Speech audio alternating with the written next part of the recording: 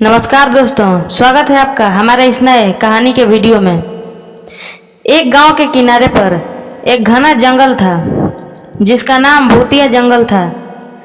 जंगल के अंदर का रास्ता घने पेड़ों की वजह से इतना ज़्यादा ढक गया था कि सूरज की रोशनी भी वहां तक नहीं पहुंच पाती थी। इसलिए वह रास्ता बहुत ज़्यादा भयानक लगता था।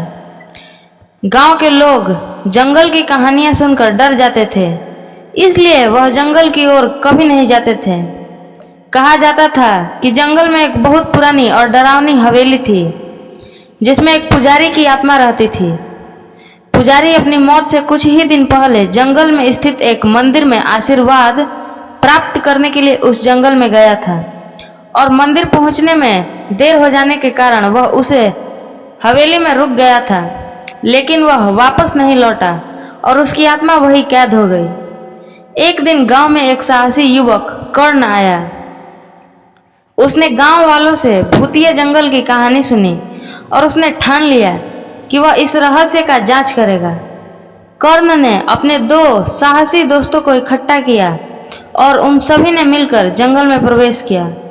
जंगल में प्रवेश करते ही उन्हें भयानक आवाजें सुनाई देने लगीं।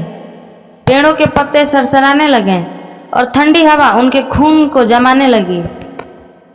कर्ण और उसके दोस्तों ने हिम्मत जुटाई और आगे बढ़ते रहे। रात होते होते वे हवेली तक पहुंच गए। हवेली से एक अजीब सी रोशनी निकल रही थी। उस रोशनी को देखकर वे समझे कि यहाँ कुछ अद्भुत बात जरूर है। उन्होंने हवेली के अंदर कदम रखा और देखा कि हवेली के अंदर का दृश्य किसी रोशन जलसे की तरह था। हवेली के बीच में एक बड़ा कमरा था जहां पुजारी की आत्मा को शांति पाने के लिए पूजा की जाती थी। कर्ण ने देखा कि कमरे के बीच में एक पवित्र अग्नि जल रही थी और उसके चारों ओर अजीबोगरीब हरकतें हो रही थी। कर्ण ने समझ लिया कि अगर उसे पुजारी की आत्मा को शांति दिलानी है तो उन्हें पूजा में खुद को शामिल करना होगा। उसने और उसके दोस्तों ने जंगल के प्राकृतिक संसाधनों का उपयोग करके पूरी निष्ठा के साथ पूजा की। पूजा पूरी होने पर पुजारी की आत्मा प्रकट हुई और उसने कर्ण और उसके दोस्तों को आशीर्वाद दिया।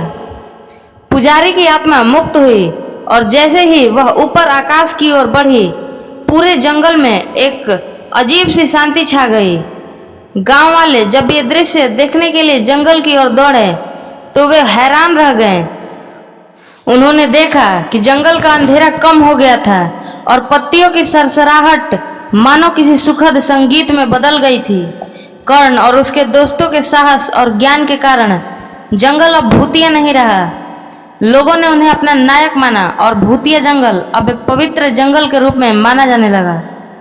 तो दोस्तों, अगर आपको ये वीडियो अच्छा लगा हो तो इस वीडियो को शेयर करें, सब्सक्राइब